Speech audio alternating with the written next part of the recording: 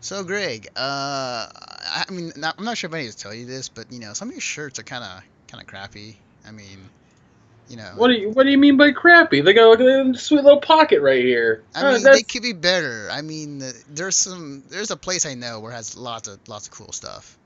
Uh, Yeah, but how cool? we're talking about AAA cool. We're talking about shirts from 86.com. They're a pretty cool site. They sell all types of merchandise, including t-shirts, keychains, and other cool stuff that they sell on their site. And also have awesome video game material as well, such as Street Fighter, Killer Instinct, Guilty Gear, Skullgirls, Blaze Blue, Smite, and 86's own brand of t-shirts as well as other stuff. Recently they put out some new keychain for Street Fighter 5. So yeah, there's some awesome stuff there. So I'm just suggesting, next time you go out and buy a shirt of any kind, I suggest check out 86.com. And if you want to support us and them at the same time, please use this link in your web browser to check out 86.com. Put in www.86.com question mark AFF equals 4. Again, www.86.com question mark AFF equals 4. This link will tell them that we sent you and that we're cool with them as long as you're cool with us. Thank you and enjoy the show.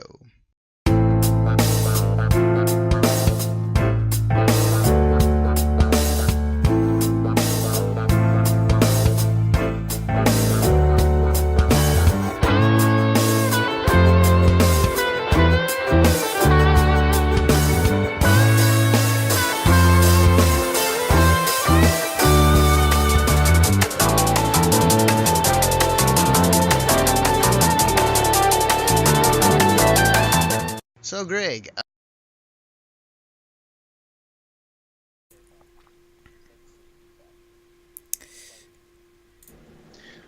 Like, I'm not saying the game succeeded in that. I'm just saying that that's what I had read because there was a lot of conversations about it. yeah. Anyways, hey guys, welcome to. Hang on a second. There we go. Hey guys, welcome to the show. I was gonna say, yeah, we're just in a little bit of a discussion prior, so you got kind of the tail end of it, but nonetheless, Getting our juices flowing. pretty much. So before we start, obviously the first things I need to do is I'm here with none other than Greg Dietz. Yep, internet's number one enemy. That's not true. Internet loves me. They just love to hate my opinion. Yeah, I wouldn't doubt it. I wouldn't doubt that we have haters and lovers. I kind of am curious for us, like where people side on with our conversations.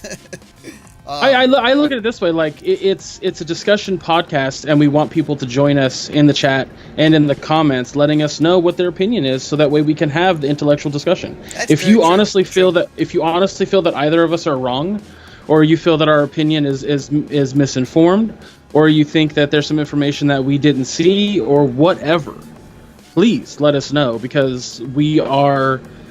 I'm going to speak for you, Anthony, here for a second, but we are both very open to the idea that we aren't perfect, and sometimes we don't know everything. So please, this is how you put it, the layman's news podcast. I would say so.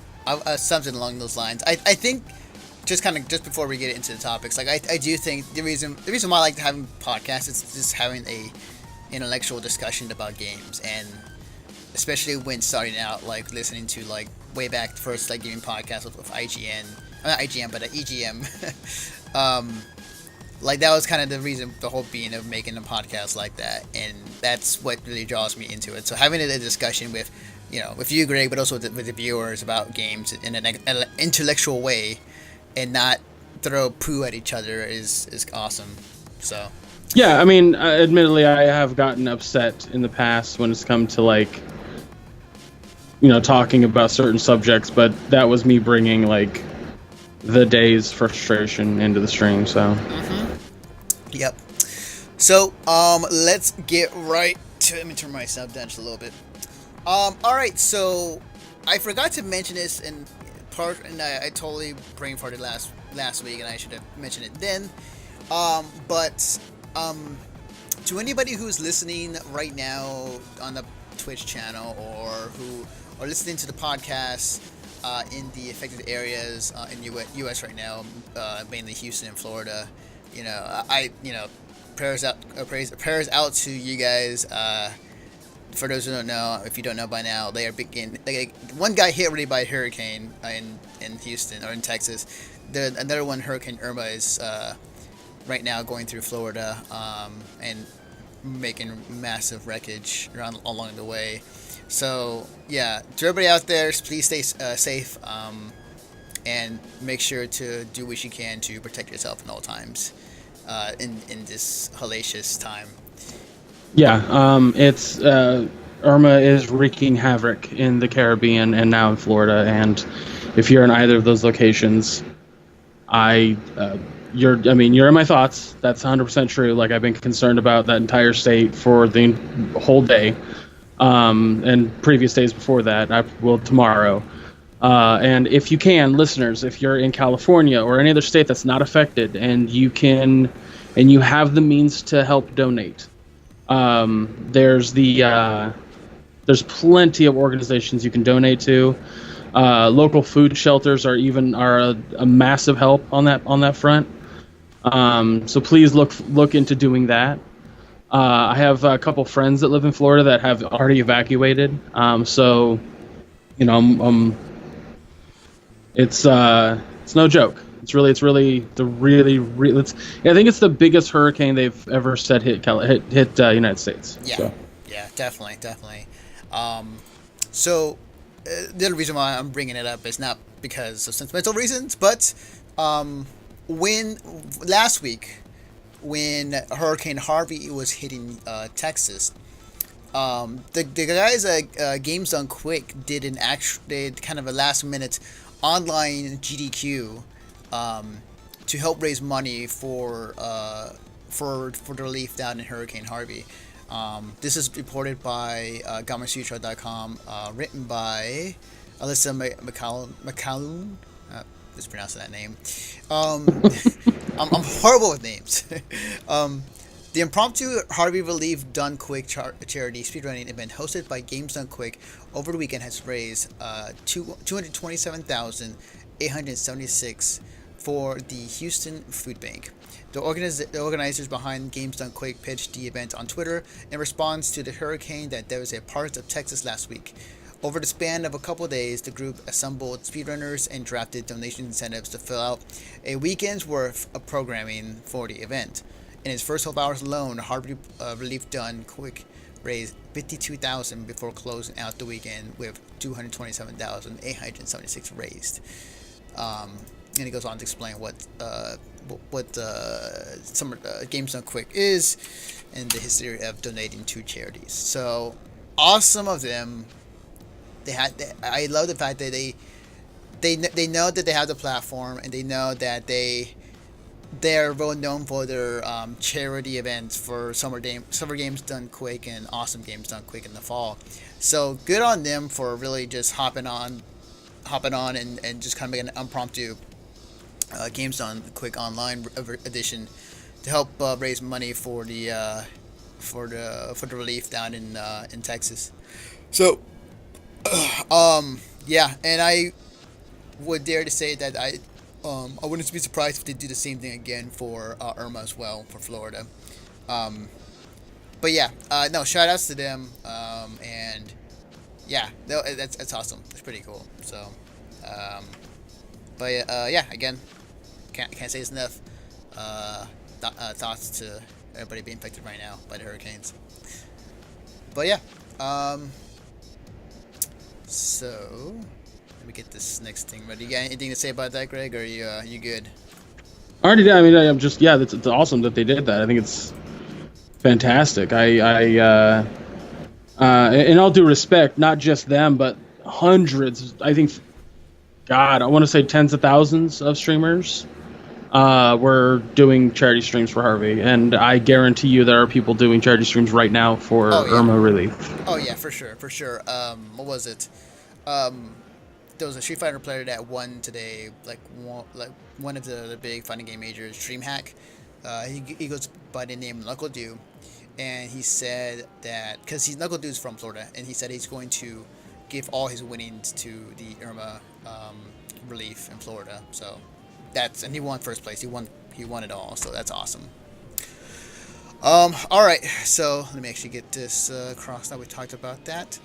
All right. So moving on to our next topic, which is a little more lighthearted. So let me ask you, Greg. Have you heard of a game called Fight of Gods? Yes. Yes, I have. So I caught wind of this game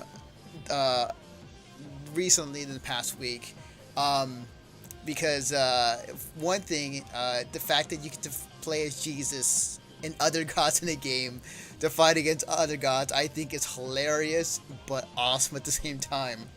But as due to most religious things that in the game industry or for any type of media, it did get confronted with some controversy.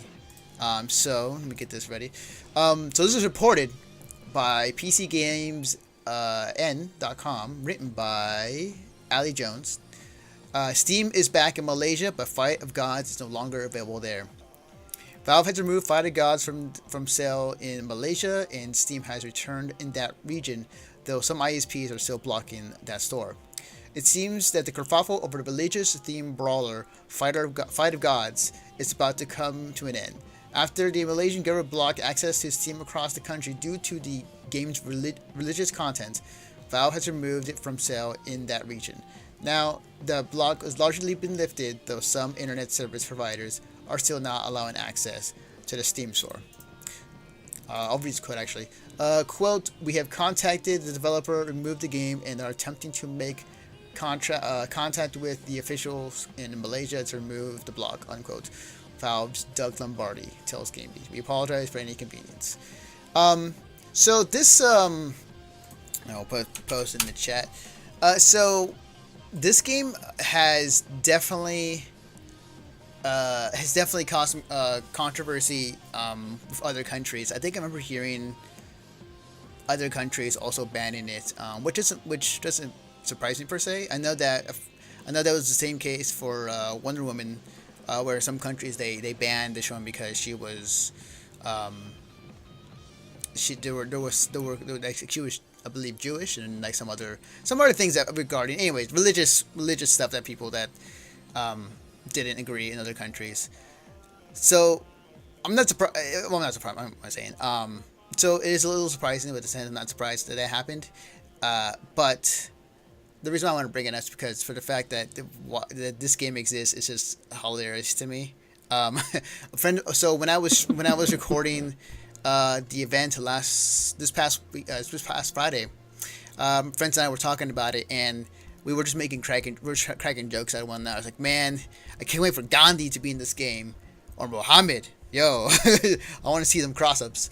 So it is becoming. Yeah, the dangerous part of Muhammad is the obvious part, but yeah, for sure. But I think it definitely falls in line of trying to show people maybe don't take your religion that seriously, or don't take religion in general that seriously, and I think that might be the message they're going for, or they're just trying to be controversial for the sake of being controversial. I don't know.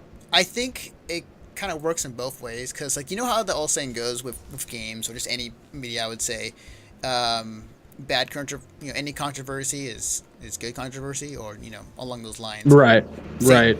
So I feel like I don't say it's intentional, but making that game, you would think that it will get some pushback by some people, to the effect of I forgot who it was. I'm not sure if it was actual China themselves, but I remember hearing or reading that they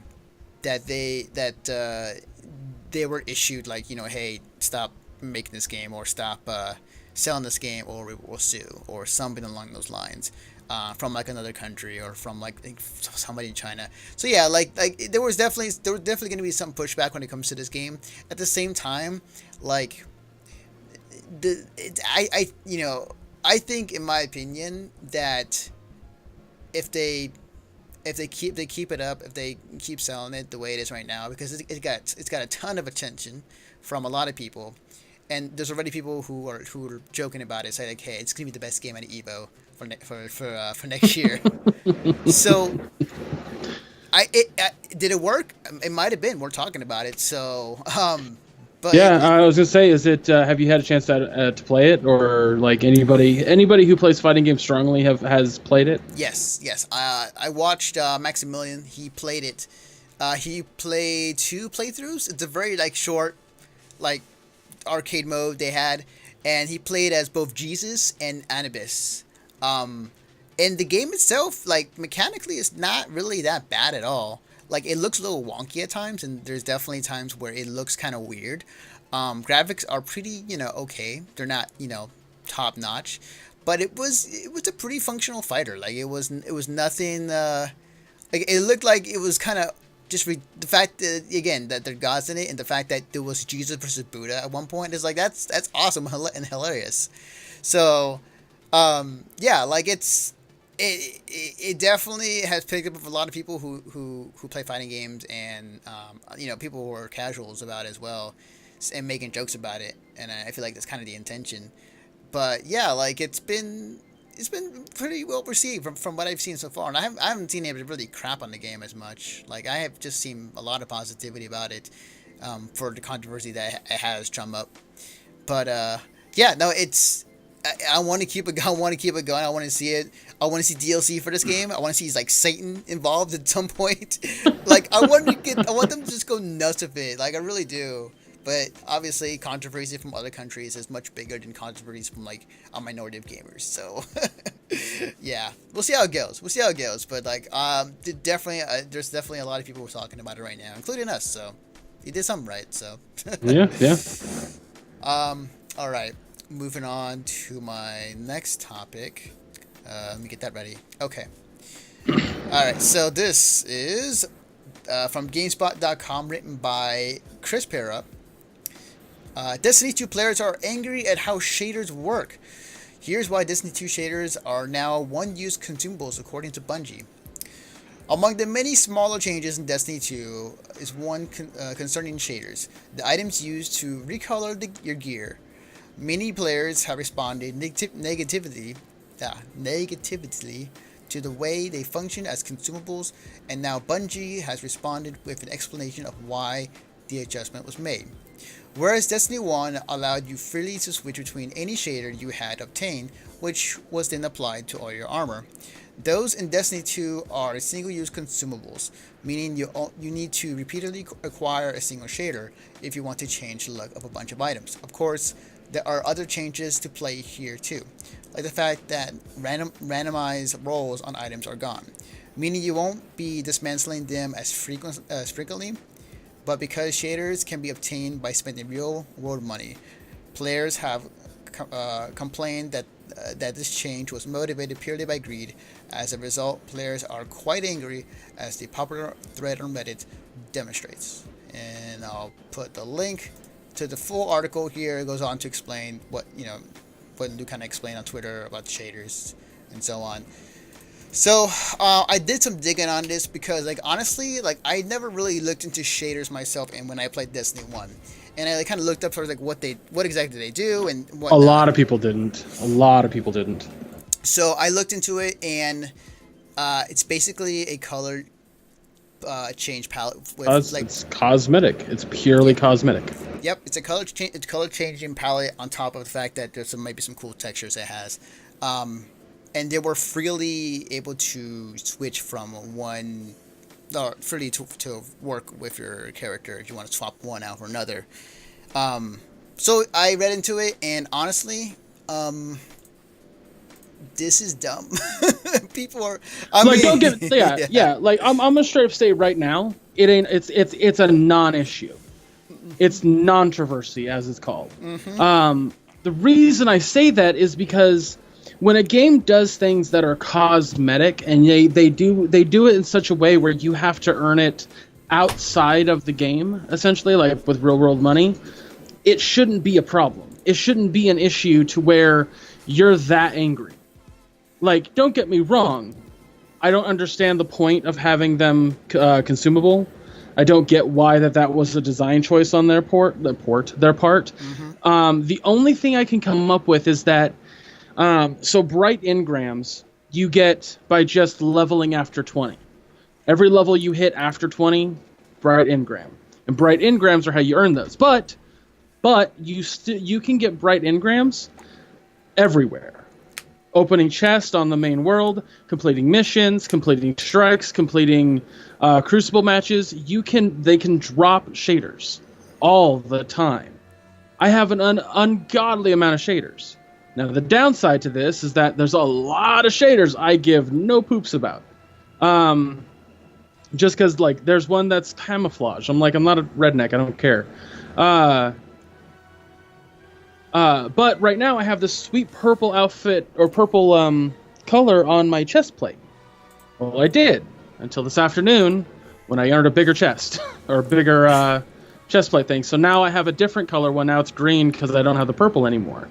Oh well. Yeah. Oh well. It's to me it's the whole like. Let's go back to Overwatch. People complained that Overwatch had microtransactions in it with loot boxes. Well, to me, this is the same thing. This is identical.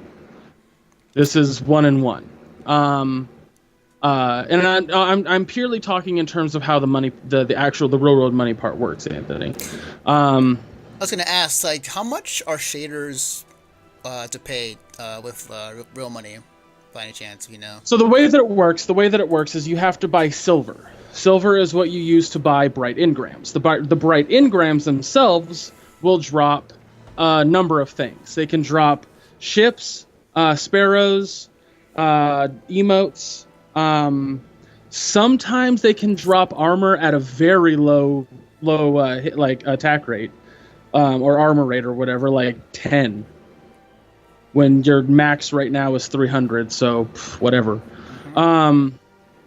You can also drop auras. They can drop just all the cosmetic stuff in the world, man.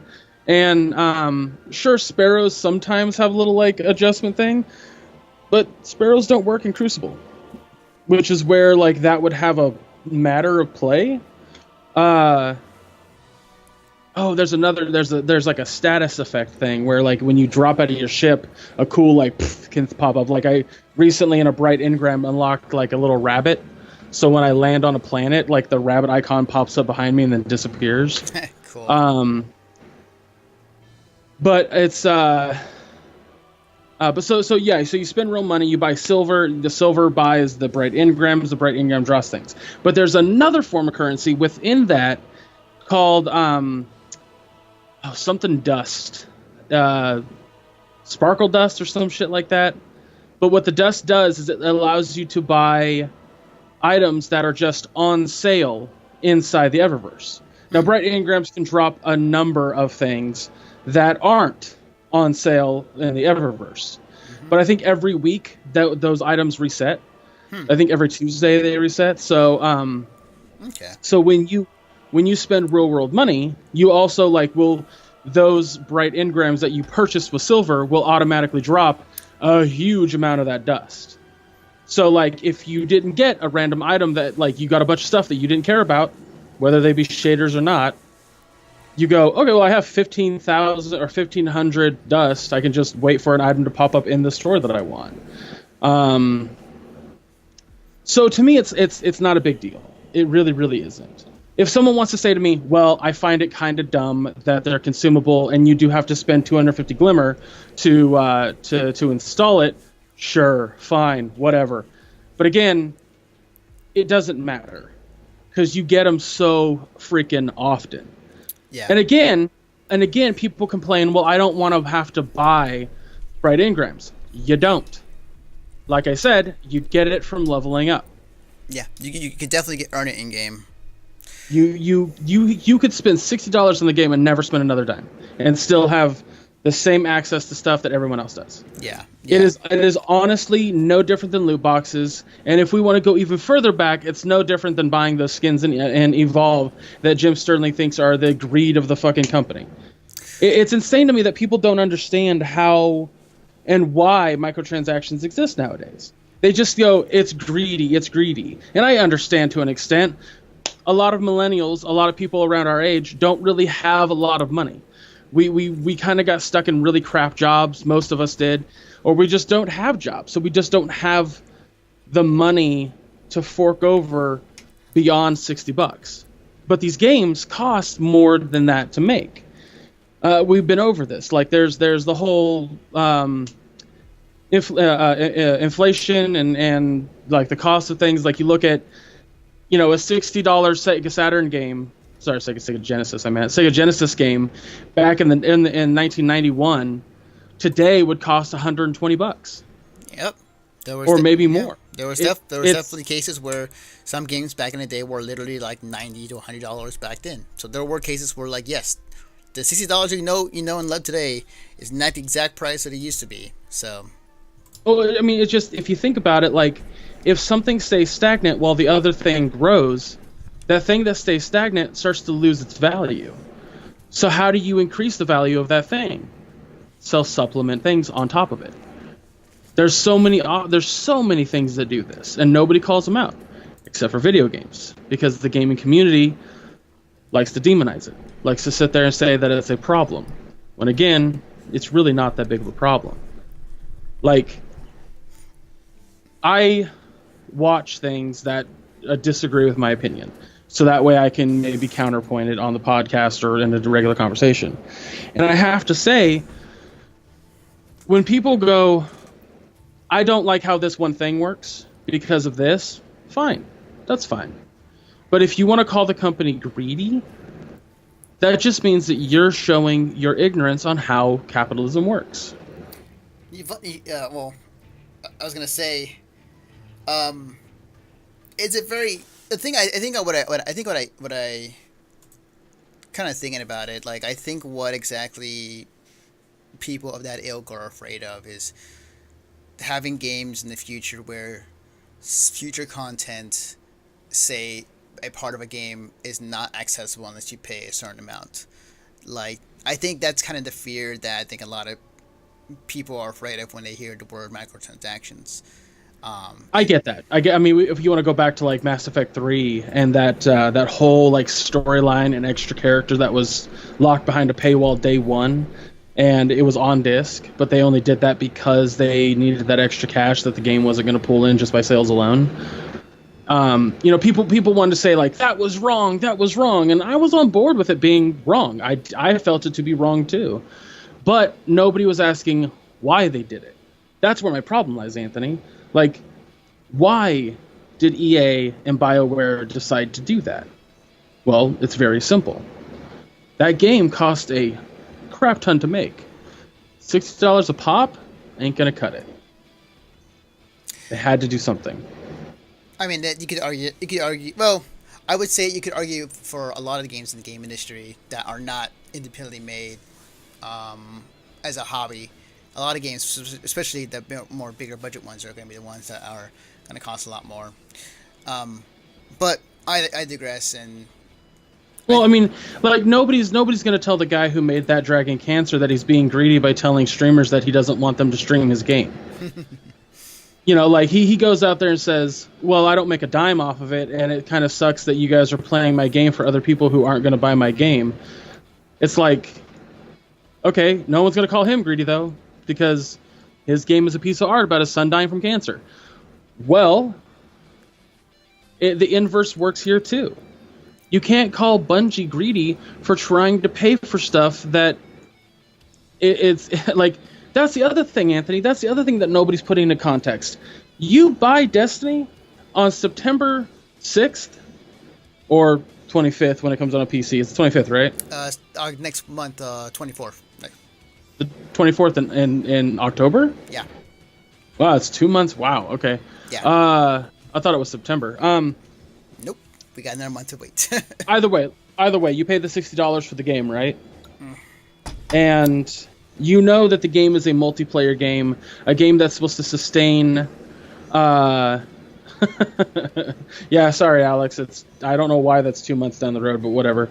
I've never looked into why. I just was like, well, okay, PC gets it hella late. But no, you look into why, like... or like the fact that a game like Destiny or Overwatch or something like that is supposed to have consistent like updates and consistent maintenance, because they're running a constant net of servers. They have to upkeep on everything that's going on within the game, and it's supposed to be, it's like an MMO, like there's a reason that WoW had a subscription service. Definitely. It's in that same category. It's right in that same category. If Destiny came out and was like, hey, we're putting like a $5 a month fee on playing our game, could you imagine the hellstorm Bungie would get for that? Yeah, it would be. And it would change as far as like what that game would be from a game that you would play like it was in the first one, where it's free to play, versus then turn it into pretty much an MMO, or I would say like 3/4. Well, that's another thing. That's another thing. Path of Exile's come out and it's a free to play game, and everyone's like, "Yay!" And then they're like, "It's free to play. I can do whatever I want. Yay!" And it's like, "Well, how much you spent on it? Probably about $100." What? Why are you okay with that, but not okay with Bungie selling a few dollars? And the reason why is because like you're not required to, and like because people who you're not required to in Bungie either. I know, or in Destiny either. But what the difference between free to play games and what games are charged $60 is the fact that with free to play games, people who do buy stuff in game is showing support, but also they're not obligated to buy certain things. They can play. Anthony, I am A-okay with the mentality that you want to support a free to play game. I 100% get that. But if you're not okay with the idea of supporting a game like Destiny with microtransactions, then it shows to me that you don't really know what goes into game development. Like, yes, there have been a lot of criticisms on Bungie or Destiny not having an entirely new villain to fight. Like, everybody you fight in that, not main villain, but like bad guys. Everything you shoot in that game was in Destiny 1. Everybody. Like, I wish I was joking. Like, there is no new enemy. But the same can be said for Halo 2 and then Halo 3. The same can be said for every Call of Duty ever to come out. So that's not really, to me, that's also a non-issue. It's not a problem. A lot of the controversy, a lot of the problems that I've been hearing about no, okay, so see here, we just talked about that, Alex. So that's a misnomer. You don't buy shaders with real money. You don't. You buy bright engrams with real money. And bright engrams function very similarly to loot boxes. For people where... Oh, sorry, go ahead. So I was like, where basically, once you buy the bright engram, it has random items in it. What you can get within the loot boxes / bright engrams is an in-game currency that you can then purchase the things you want right away. And if you, let's say there's a shader that's in the Eververse that you really, really, really like, you could buy 20 of them. Yeah. And then make sure you always have that color for whatever new armor you have. Yeah. For those who are listening, and they're cheap. They're cheap too. I should mention that they're cheap. Yeah, definitely. So for those who listen to the podcast in the chat, Biggie, aka Alex, our photographer for the site, put out a quote or a statement. So here's my issue with it: the shaders are a one-time thing? ? Even the ones you buy with real money? ? So yeah, just to give that more of a context. Right. Sorry. Yeah. I should definitely read that out because the listeners later are gonna be like, who the hell? Yeah. Well, that's why you should all come to the live recording. Yeah, join us. But yeah, like I'm not like I totally get the idea of like why are the shaders one-time use? Totally understand that. I'm on board. But at the same time, is it really that big of a problem that cosmetic items aren't super prevalent in the game? It's 9 times out of 10, I'm more concentrated on making sure that I get my dailies done, or I get the milestones done, or I do whatever quest I need to do to get an exotic. Like, that's what I'm concentrated on. I don't ultimately care that. Yeah, Sure. It's annoying. Yeah, annoying. I would agree. Yeah. And that's what I agree with. I agree that it's annoying, but I don't agree that it's an issue. And people are making it an issue. People are legitimately pissed off and Jim Sterling the hell out of this situation. I'm like, why? What for? This is no different than the Evolve situation. No different than the Overwatch situation. It's like, stop complaining about things that are not problems. Well, I mean, I guess that got to be some sort of talk about something at some point every week. We're always, Anthony. This podcast is always going to be us talking about people getting mad about something. Like that's, I think, the constant. Like every week we have at least 3 topics that are that. Yep. I think the next actually. And 9 times out of 10, I disagree with him. Yeah. Speaking of another topic with microtransactions, and this is something we talked about before. But in our next topic, let me see if I get this right.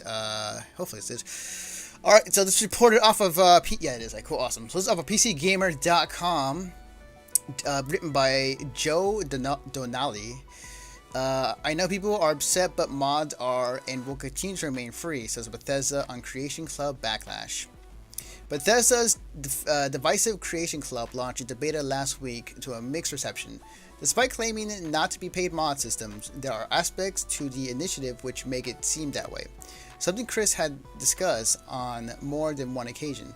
Speaking at PAX West last week, Pete Hines addressed Bethesda's standpoint on mods, its future plans, and the Creation Club itself.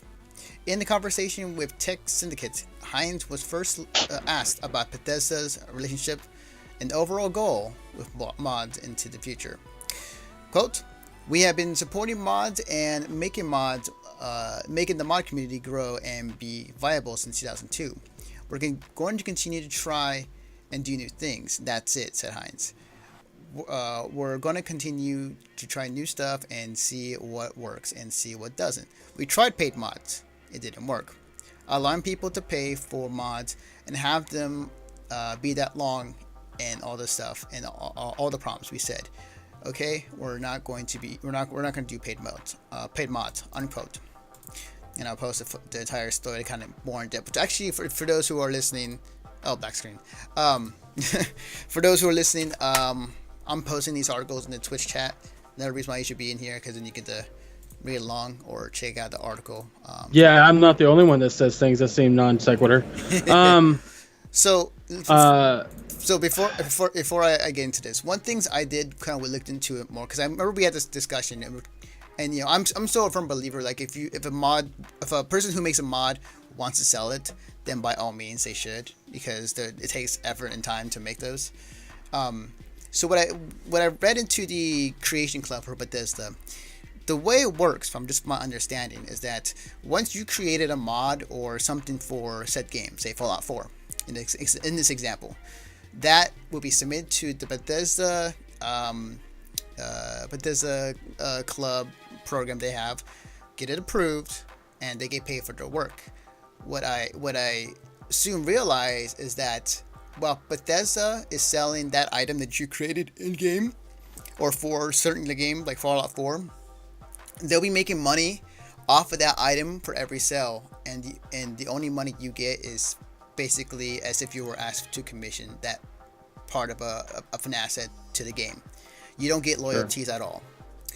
So, royalties is what I thought you meant to say. Yeah, but you said loyalties. I was like, I don't know. I meant to say royalties. Oops. It's fine. Man, this is such a sticky situation because, firstly, you can't charge for something that's always been free. Like, that's just, you can't do that. Like, it doesn't.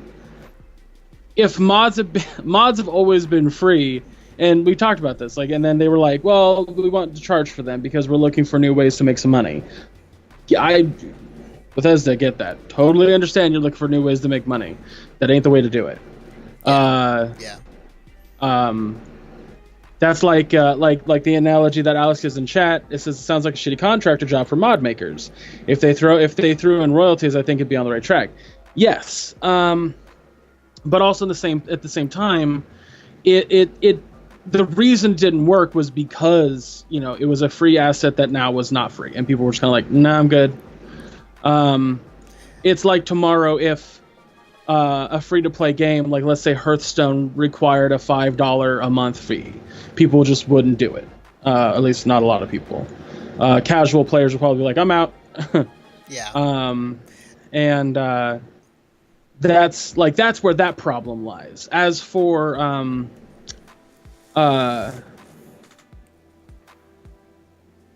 sticky situation, what makes it even more of a sticky I had a thought and it went away, so sorry. That's right. Just to kind of hop on that, like on top of this, like I think it's going to more into it. The thing about this is that Alex reminded me what I was gonna say. Okay, it's really a situation where you have to be careful as far as like how you deal with this because somebody can go out there and sell their mods outside of this creation club, and they can do that, and they probably will get like 100% of the money.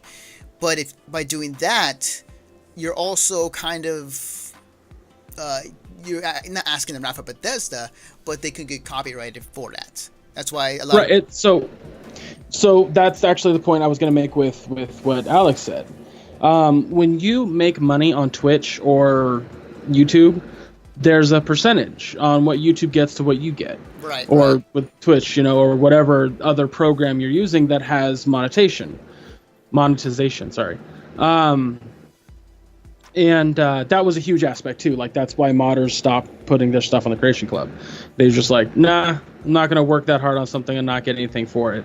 I think it was like a 75-25% thing. It probably would have not been a problem, but that's what made it a problem. But also 9 times out of 10, man, like, and Anthony, I think you'll agree with me on this, or even Alex in the chat, but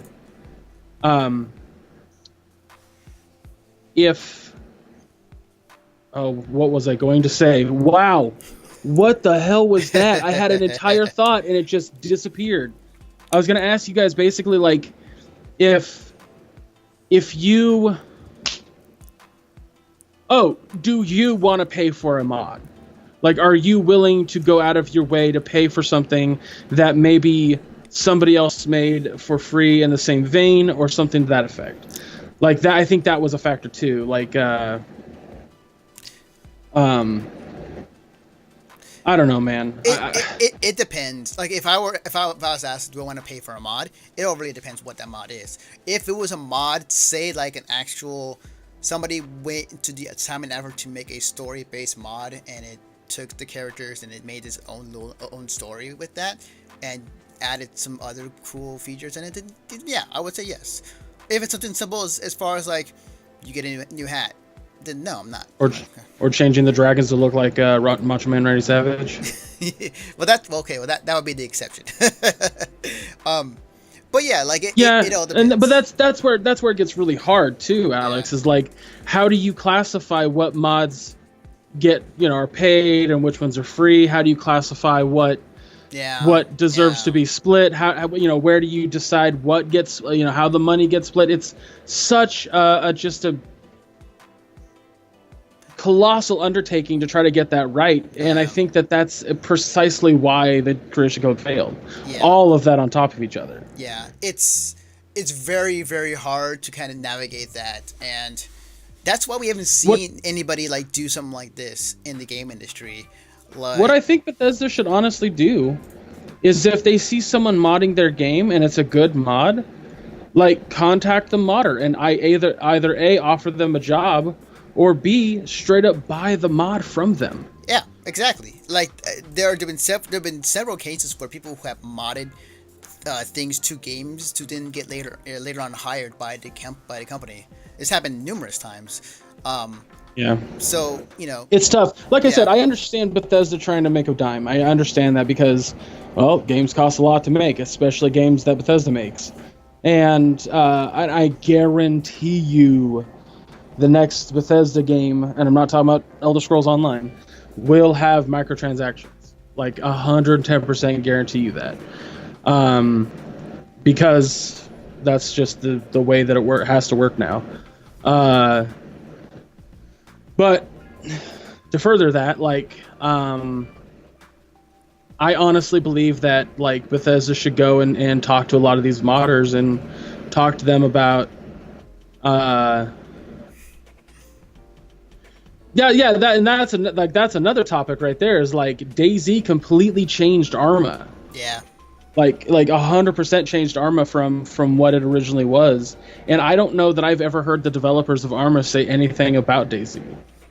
Like, did they take that mod and sell it? Like, how would that work? So that's, that I think that's another factor. I don't know. There's a lot that goes into this because it's a company that made a thing.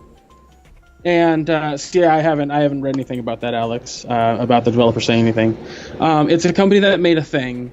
Other people making small things off that thing and nobody knowing how to distribute the money correctly. That's the problem. Yeah, I'm not too well kind of talk tonight. I'm not too well inversed in terms of like all the insights for us, like how exactly that happened with the DayZ and how games like Battlegrounds became to be, and the situation with that being a mod. Battlegrounds came to be because apparently PlayerUnknown was tired of how DayZ worked, or not DayZ, but H1Z1. But yeah, that's actually, Alex points out that the team behind Arma brought in the guys that did. So yes or no, because I don't know this. Did the Arma guys bring in the DayZ guys to make H1Z1? And for those... sorry. Yeah, and in the while he's answering, if we were to track back to the last subject there, this is clearly the issue. It's how people can get paid, straight up. Yeah, things get more complicated when money gets involved. So. But it has to. Yeah. I mean, that's the thing about a capitalist society. The publishing company brought the mod team in that did DayZ to make a standalone, and it's been a shit show since because it's a mod team and not a professional dev team. That sounds about right too. That makes perfect sense. Like they're all trying to talk over each other and shit. Yeah, that makes perfect sense. But that's a different subject entirely. You said Anthony that like when you bring money involved it gets really confusing and fumbles over itself, and I think that's very true to the extent that like when I was in 7th grade, when I was a young warthog, actually I stand corrected, it was 9th grade. When I was in 9th grade, my science teacher explained how capitalism works and why it's important for our country. Essentially, if you buy a TV from a communist country where everyone gets paid a flat rate, there's no incentive to do better or to make better things, you're going to get a shittier TV than if you buy one in the United States where people are trying harder to make better TVs so that way they sell more and they get paid more money. Capitalism works in that grand way where it pushes boundaries. It makes people push further and go forward.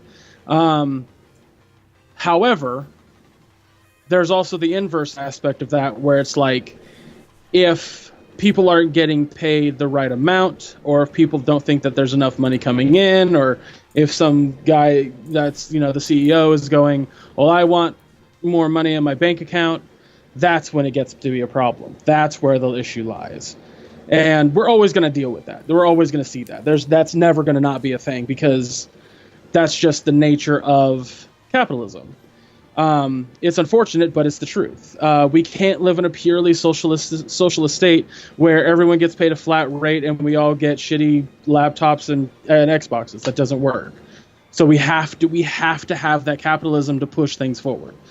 But nothing's perfect. So yeah, for sure.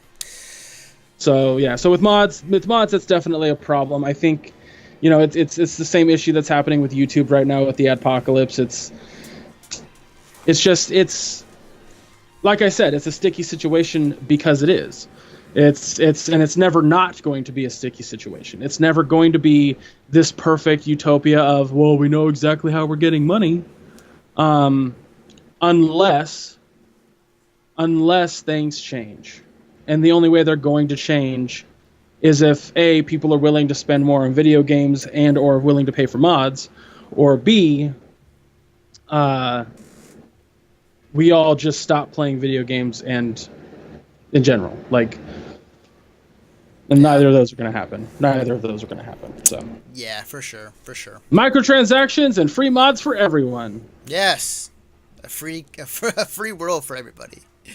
So follow up to the Creation Club. This was reported out of TechReactor.net, reported by Humphrey Kenny. Fallout 4 Creation Club files auto download breaks free mods. Not too long ago, Bethesda's Creation Club went to beta, getting ready to launch across all platforms for Fallout 4 and even expand to Skyrim later on. At any rate, however, the feature certainly comes from a place of controversy. Paid mods have failed before, years ago. It almost risked dividing the modding scene in its entirety, if cooler heads hadn't eventually prevailed. The Creation Club needed every opportunity to create a positive reputation if it was going to work and give creators a chance to perhaps earn a small sum for their work, something that in the past was difficult to achieve, even when Nexus mods facilitated a whole system just for modders to enable donations for their mod pages. But it seems the Creation Club will first have to wade through another controversy. 3 new issues has arisen since the launch of the Creation Club that are feeding the controversy beyond the concept of paid mods. First off, all the resources associated with the mods for sale on the Creation Club are already present on your hard drive. If you opted into the beta as shown below, all the .ba2 files are archive files that possess all the required resources for the mods to function. All that's needed is a .esp file to have them function or place within the game world. However, as some of you may have known, creating a .esp file is par for the course in regards to creating a mod. In other words, any modder with the know-how can easily create a functional .esp file that will place all the content in your game without you ever needed to buy them with credits. It doesn't fall under piracy, as there is no law preventing you from creating a file that facilitates further usage of a file put on your system. And now it's the wild wild west. It basically is, and basically I wanted to kind of explain this a bit more. So on top of that, your system when you load up Steam will, if you're in the Creation Club in the beta, will download every mod as that is in the beta right now, and all the files for every mod that's in the Creation Club program.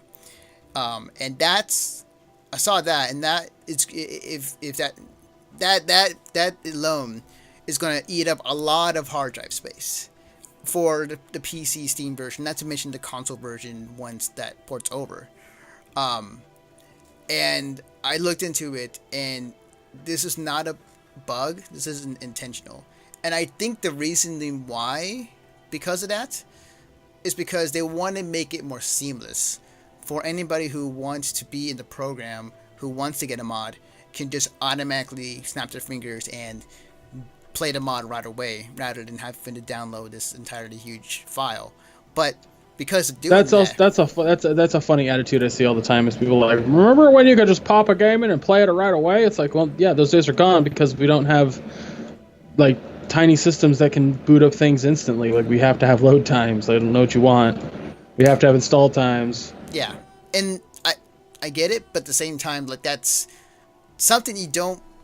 I'll put PC as an example. It's something you don't want to do with exactly how you want with your game to work with the mods, because again, if you're downloading every mod, not to mention that there are going to be updates to those mods, it's going to eat up a lot of space just for that program and just for whatever game that's associated, Fallout, Skyrim, whatever.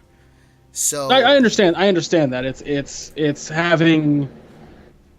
What's a good analogy? It's having a car and then having to put a bounce house that's inflated inside of it. It's, right? Is that where the analogy we're going? I guess we can go there.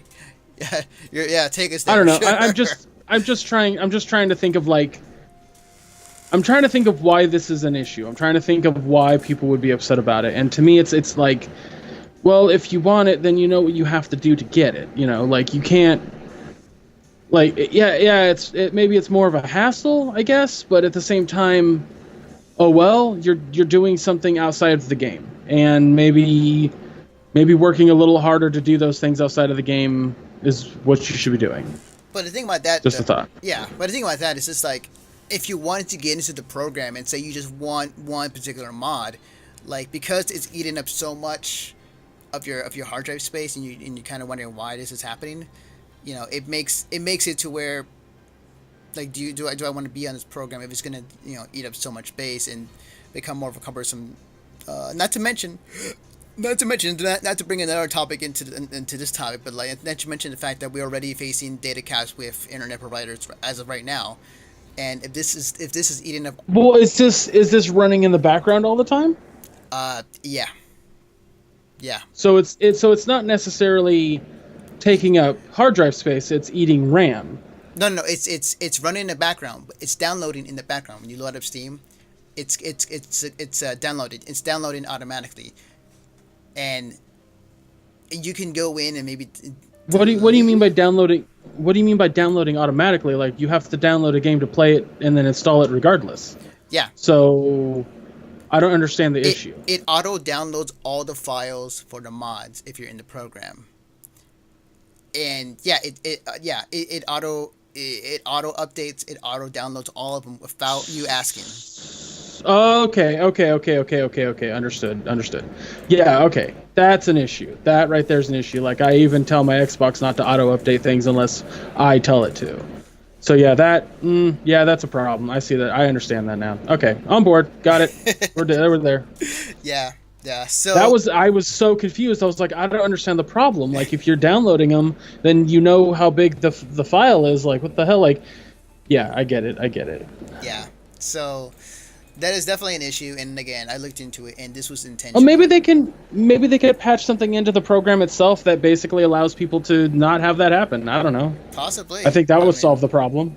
To be fair, it is in beta, so nothing's really finalized yet. But something to keep in mind later on when the actual game is full on released. So, which I think Bethesda has enough on their plate with that program right now as it is. So, yeah. But we'll see. We'll see what happens in the future with that, and we'll see what happens with that. So, all right. Moving on to our next topic. So I get this ready for B-roll. All right, so this is reported off of GameRevolution.com, written by Paul Tamburo. Cuphead reignites the game journalists should be good at games debate. Wrong B-roll. Okay, there we go. Mostly everyone who has played Cuphead has mentioned its high level of difficulty.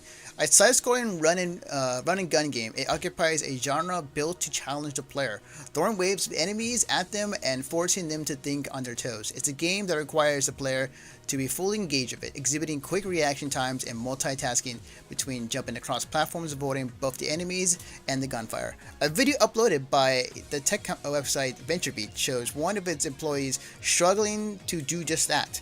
Taken from Cuphead's Gamescom 2017 demo, the video sees GameBeat lead writer Dean Takahashi struggling with just about everything the game throws at him.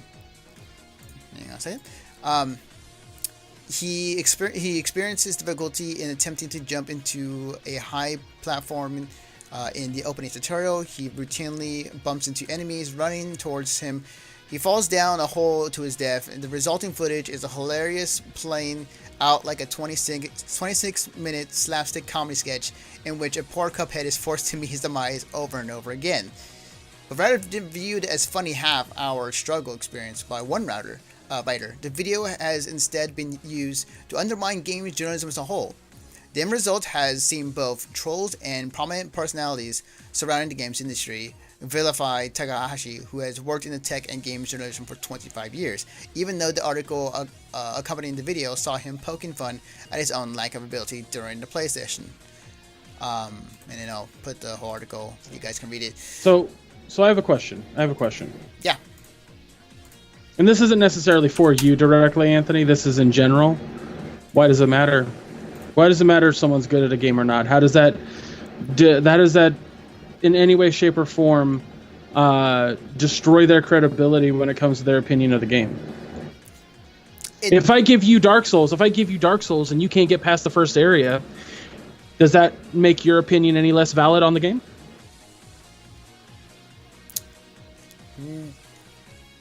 No, it doesn't. You should not be thinking about this answer, Anthony. I know. It does not take away your credibility on your opinion. It doesn't. And like I'm on your side regarding, you don't need to be good at games to review games. Like, you don't need to be a pro as a first-person shooter to view a first-person shooter game. There kind of reading some of this article.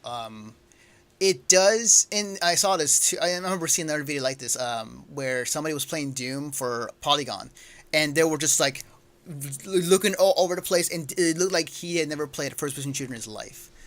Yeah, I saw that too. I mean, don't get me wrong. The Cuphead footage is painful and hilarious at the same time. Mm-hmm. Especially with that classic fucking 1930s music in the background. It's so funny. Yeah. But it doesn't matter. Guess whose review I'm not going to read because he's not good at the game. It's not. That's my choice to read a reviewer who is not. You kind of get where I'm going with this, like. Right. If you're reading reviews, why read the review of the guy who's not good at the game or has no interest in the game? You need to be picky and choosy on which reviews you're reading as an individual, not picking on the guy because he sucks at Cuphead, not picking on whoever at Polygon sucks at Doom. It doesn't make any sense to me to sit there and be like, well, if they're going to review games or talk about them, they have to be good. They have to be good at games. Are you good at watching movies? No. You sit and watch a movie. Okay, are you good at picking out the morals and the message in the film? Well, if you're not, and you just like explosions like Michael Bay, your opinion's not any less fucking valid. My counter argument to that is that, would you, as an example, would you have somebody who does movie reviews review food? Like, if they never professionally reviewed a meal at with those magazines with the reviews, like, would you trust that source? And before you say anything, you can if you want to, but you don't have to follow that person. But what I'm getting at is that I know what you're getting at, and I have an answer for you. Okay, for people who work in the game industry and people who who do this for a living, they play multiple array of games. They play games that are first-person shooters, platformers, and everyone has their particular favorite or their particular genre they like and they play more of. I think at some degree, if you are working in the game industry and you're doing reviews for games or you're doing coverage of any kind, I think that you have to have some sort of background in games in terms of knowing as far as like how game logic works. And as hilarious as this was, I don't agree. I don't agree at all. I don't agree with that sentiment at all. I don't think that you, in any way, shape, or form, have to know how something works in order to be an opinion or to have an opinion about it. I mean, in my opinion, you have to. I mean, in my opinion, you could. In my opinion, Anthony, you want to read reviews of people who have an idea of the industry that they're writing about. You are a person that goes, well, I'm only going to read a review or the opinion of somebody who understands how a kitchen works and how food has to be prepared, if I'm going to read their food review. But would you agree that somebody who's eaten Hot Pockets their whole life goes to review a 5-star restaurant? Are you going to sit there and say that they're not allowed to? They can. I'm not saying that they can't. I'm saying that anybody that, if they're working in the game industry or they work or whatever, they can have their own review, and that's fine. And they can give their thoughts, and like you said earlier, like, I don't have to follow that person per se to get their perspective, but I can look up and read what their thoughts are because I'm getting another viewpoint of what they think of that said food piece or said review is. I think that personally, I think it'd be fascinating to hear somebody who's eaten hot pockets their whole life review a 5-star restaurant. But yeah, the point I'm getting at is this guy did not have to be good at Cuphead in order to review it. Yeah, he was awful at it. Lord Almighty, was he bad at it. So what? So he's bad at it. Why does that disqualify his ability to review it? Why does that suddenly make him the butt of every joke possible because he sucks at a game? Because I guarantee you, if you knew you were going to suck at Cuphead, you probably wouldn't play it if you weren't reviewing it. Not to mention, like, with some, and this happens in game journalism, or in game companies, or games news sites. This happens a lot in terms what they would do is sometimes they'll get somebody who plays Madden to then review a JRPG or review a first-person shooter, something that is completely out of their genre of choice, and something that when it comes to these big game journalist companies, IGN, GameSpot, Polygon, Kotaku, yada yada yada, list goes on. Mm-hmm. The way that it works, like this happened recently with I think it was Kotaku Gita, when she reviewed the skins for the anniversary event for Overwatch, and she gave like this scathing review of Lucio's skin. She went on Reddit and basically explained that the way that writers are handed out reports on things is they're basically told, create controversy, or to the lesser extent, write about this thing regardless if you know about it or not. And so that might have been the case with this guy with Cuphead. She went on to further say that like she was told with the Overwatch thing to create an article that would get clicks. She even specified, I don't really hate Lucio's skin at all. It doesn't bother me. I had to make something up. And that was a big issue for a lot of people right there with the guys who run Kotaku. But that's how all of these companies are run. That's how any company that writes articles for the internet is run as a whole. You have to create something that gets clicks. And I mean, hell, here at Mission Start, I try that all the time.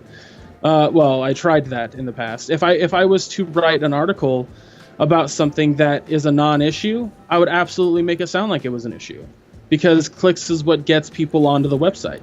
Right. I wouldn't clickbait anybody, because clickbait is simply like, hey, Grand Theft Auto 6 just got revealed, and you click on it, it's about My Little Pony. That's a clickbait. Yeah. Yeah. But if I go, hey, the new Transformers cartoon has a racist robot, and you click on it, and I don't talk about a racist robot, but I'm still talking about the new Transformers cartoon, that's not clickbait. That's just getting you to click it. Yeah. And that's ultimately that's what they're trying to do. They're just trying to get you to be on the website and see ads so that way they get paid. Yeah. But it's also a vehicle for a lot of people, like Gitta said. It's a vehicle for her to express her actual opinions about things too. She gets to review games that that's fun for her, and that's the same reason why I like reviewing games on this channel. Like, it's fun. It's something that I really enjoy doing. It's her honest opinion on things, and not something that the studio told her to do. They just threw her a game and said beat it and then review it. And I think that people have to understand that that's how that works. And for this guy who played Cuphead terribly, I'm sure the same situation happened to him. He is given a game to beat, and he's not good at platformers. I guarantee you, if he had to play Shovel Knight, he'd be awful at it. But that's just how it works within these companies. You have to follow the rules in order to work. I mean, people sit there all the time and go, well, clickbait, these clickbaity titles are only a thing, and since the internet came around, I'm like, have you ever seen a newspaper or a magazine headline? Right. They're all the same thing. That's how it works in journalism. Not just games journalism, journalism. Yeah. It's how it works. It's always how it's worked. Like, you have to get eyes on your shit. Yeah. Period. Yeah. Like, into discussion right there. Because, and you know what? Straight up, this guy created controversy. This That guy is with true. his terrible That is gameplay got true. people to click on that damn website. Yeah, yeah, that's true. That thing has gone viral. So, I yeah, in a way, he like I think just boosted their site's traffic. It's like, hey, they're good for a month. Hmm. But like, yeah, So yeah, uh, he's gonna keep his job because he didn't argue with anybody online. He made fun of himself, and people went to go see his stuff, and the website got money for it. So guess what? Guess who wins? Not yeah, the internet this time. yeah, yeah, definitely, definitely. And it got us talking about it. So hey, they Well, must be doing something right. we've talked about better and worse subjects. So Yeah, for sure. Um, but yeah, we digress. And we both have different opinions on this, but nonetheless, we're both excited for Cuphead. So, I'm extremely excited for Cuphead. yeah, for all the things we said, Dick, yeah, we're still excited for Cuphead. So for sure. Moving on to our next topic. So, this was announced on Blizzard's website today. Now, we've all heard of companies who want to get into esports. We've seen them make actual leagues in terms of like an actual circuit, like the Capcom Cup, and having certain majors be kind of a journey to the big event at the end of the road. Blizzard, takes one step further, and not only are they hosting events or having events around the world for certain for games like Hearthstone and Overwatch and so on. They went ahead and made an entire arena specifically for esports for themselves. This was announced on Blizzard's website as of the 7th, so like 3 days ago. Blizzard Arena opens in Los Angeles. Blizzard esports competitions have a cutting-edge live event destination with the opening of Blizzard Arena Los Angeles. The Burbank, California venue was custom designed and built with amenities to accommodate top esports competitors and their fans of high-profile events for Hearthstone esports and Overwatch esports already scheduled. Blizzard Arena Los Angeles will be the hot destination for premier esports competition. Multiple broadcasts and events can be run out of the Blizzard Arena simultaneously thanks to the multiple soundstage, control rooms, player lounges throughout the facility. The on-site Blizzard store will be open during the event and features a rotating section of gear and goods based on the event taking place at the time. And I posted here. That's awesome. Yeah, I was like, that sounds awesome. I want to go to that. Yes. See, the cool thing about this is that, like I said, other companies and other people who do have their own league don't have their own arena. Most of the time, it's at other arenas or venues they would rent out for the day or two. Blizzard went ahead a step ahead and just made an entire arena specifically for esports, for their stuff, which is crazy but also awesome at the same time. And they got the money to do it. That's the thing. They got the money to do it. So it's really cool. So I definitely like to check it out one day. Oh, they're gonna have sponsors too. Oh yeah, definitely. They're gonna have tons of sponsors when it comes to this. So, but yeah, this is Alex saying in the chat. This is just a building off of what Riot Games has been doing. Oh, okay. So they're not the only ones doing it. So Riot Games has the one too, I guess. Which I wasn't surprised at that's the same case. I didn't know the Riot Games had one, but that's good to know. Yeah, for sure. But yeah, I don't know that I like Smite enough to go to one that Riot Games is doing, but I definitely go to the Blizzard one just because I try to go to the Overwatch ones. Hello? Yeah, Oh, I'm here. You were quiet. I thought my mic cut out. No, I'm still here. I was just very quiet. But I'm sorry, Riot's League. I'm stupid. yeah, I'm dumb. yeah. I'm a dumb. My bad. I forgot. All these MOBAs are just they're all I alike. was gonna say I still don't really like League of Legends to go to that. So Yep. Oh, speaking of which, I forgot to set one thing up. So while I set this up, give me 1 second. So we're about to do the Overwatch Minute with Greg Dietz in a second. I just forgot to bring up the theme song, and then once I get that ready, we can do it. Okay. All right, so I'm gonna mute the other thing. All right, guys, it's that time again. Give me a second here.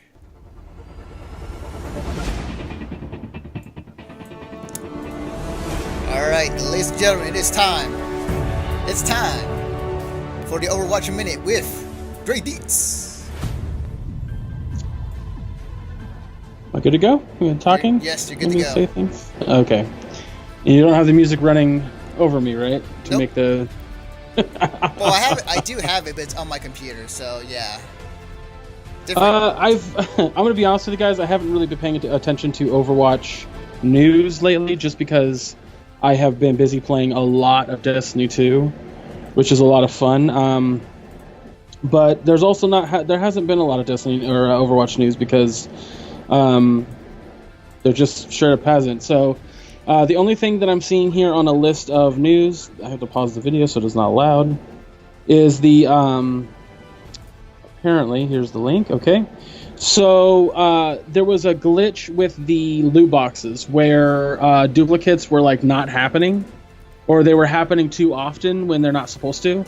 No, that's what it was. Okay, so backtrack a little bit here.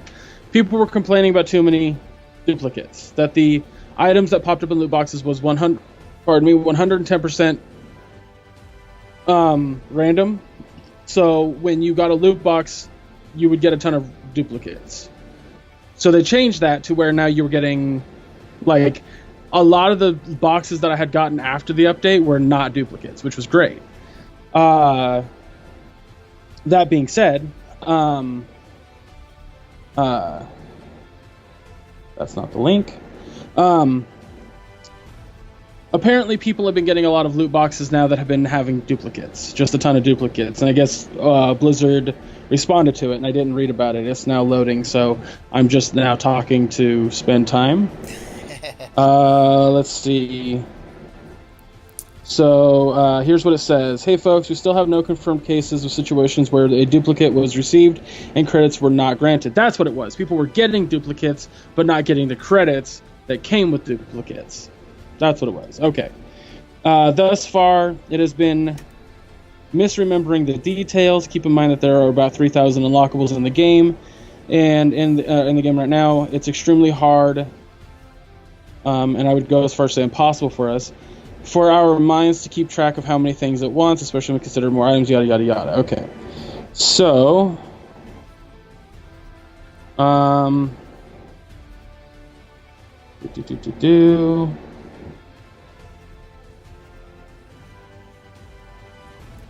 Is that the guy? Well, I'm trying to figure out if this is the guy. Yeah, this is a support forum agent.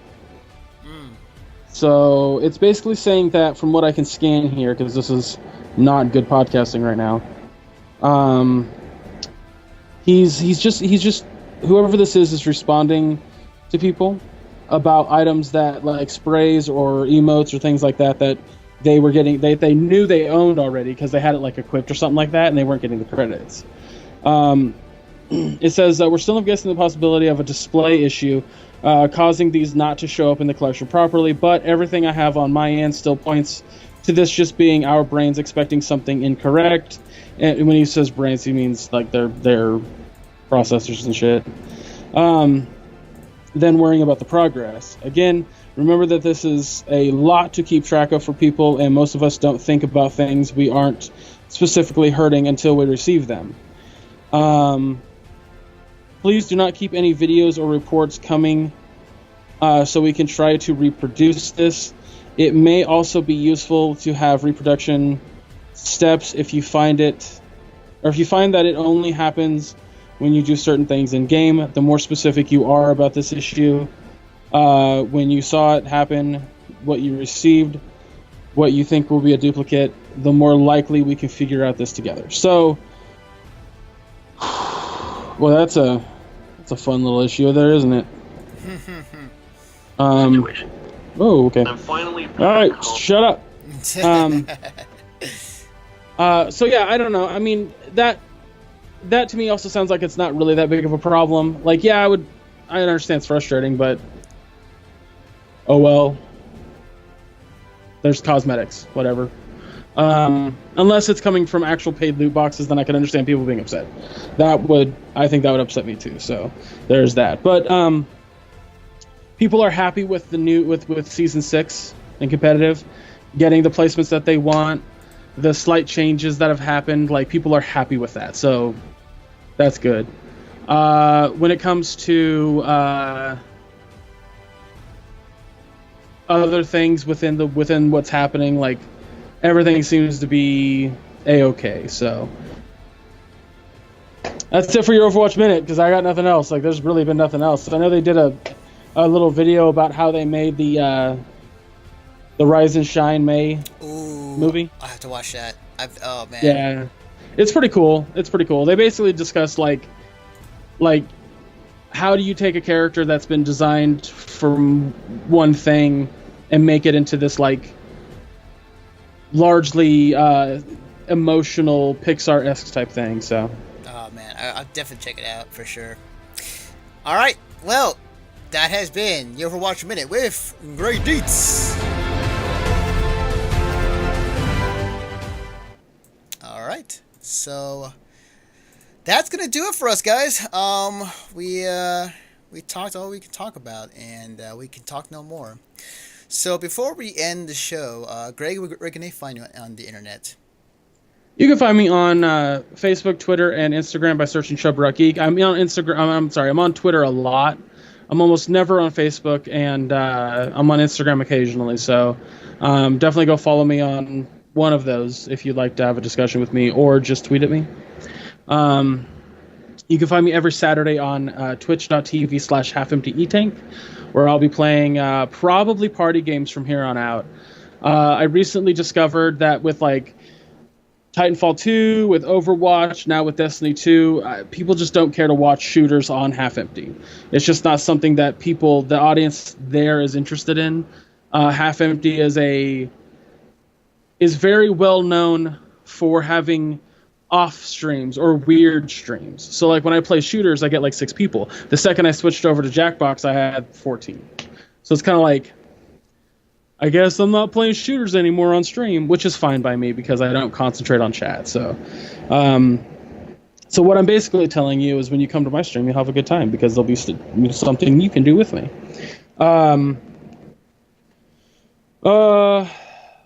What else? Oh, yeah, I still have the review of Sonic Mania up on the webpage. Yeah. I will probably be doing a Destiny 2 review. I don't think many other people on the channel have been able to play Destiny 2 or cared enough to play Destiny 2 to have that same podcast we did when Destiny 1 came out. So I'll probably end up having to do that unless there's somebody who's been playing it that I can do like a short podcast that maybe you could host, Anthony. We'll discuss that later. Yeah. For sure. But regardless, look for Destiny 2 opinions coming soon to the page, and that's it. That's all right now. Awesome. You can follow me personally on Twitter at DefectiveNaruto. You can follow the work that we do on our website at missionstartpodcast.com. Let me get this end slide ready. So if you enjoyed the podcast either on iTunes and Stitcher, we have a live version that happens every Sunday night at this time on twitch.tv/missionstartp. We are live every Sunday night at 8 p.m. for usually an hour, talking about video games, and we also talk to the chat every once in a while. So come by and chat with us.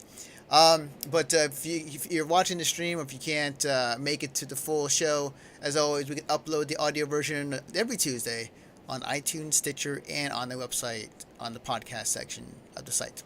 If you enjoy our conversations about websites, if you enjoy our conversations about anime conventions, comic conventions, gaming conventions, all sorts of type of conventions, check out the Conover, where we critique and review every convention we've been to, the pros, the cons, what could be better, and so on. It's also on iTunes and Stitcher, and it's also on the website in the podcast section as well. We have the Rolling 20s podcast, which is hosted by Jeremy Wilson, a podcast full of, majority of it is basically based in comic books, but it does go into entertainment, video games, anime, movies. It kind of all around a nerdy podcast. Check it out. It's on iTunes, Stitcher, as well as on the website. Usually it's up every Friday with a new episode. in the podcast section as well on the site. Last but not least, it's kind of there hasn't been one in a while, but I'm soon it will be populated with at least one or two more. But we have our movie podcast, Down in Front, is also on the website. It's on iTunes and Stitcher, and as well as on our website and YouTube, I should mention as well, the video version of our podcast. We usually stream it live on our Facebook page about our thoughts on said movie. And yeah, basically just do that. Also, I would hang on before I forget. Wait, give me a second. It's not. Oh, it's Moobot down. Oh no, I think Moobot's down. It's not responding. Moobot's down. I think Moobot's down. No. Yeah, it's not responding. I know. I was down there today too. All right. Well, I put a command for the podcast to link the iTunes and Stitcher link, but it's not working. So Moobot's down. So, anyways, that's fine. Hopefully, be fixed by next week. But if not, then oh wells. Well, that's gonna do it for us, guys. Hope you guys enjoy the podcast. We'll be live again next week, same time, same place. More of us talking about nerdy stuff and angry people. But that's gonna do it. I'm always gonna get mad at the internet. It's our jobs, kind of. All right, guys. Somebody has to, man. Somebody has to say the inverse to what everyone else is saying. Like, it has to happen. Yeah, I hear it. Especially when it comes to like certain things in games media. Like, it's just, you have to hear the inverse to understand your own opinion, I feel like, and yada yada yada. So there's that. Yep. All right. Well, that's gonna do it. So with that, thank you for watching, and we'll see you all next time.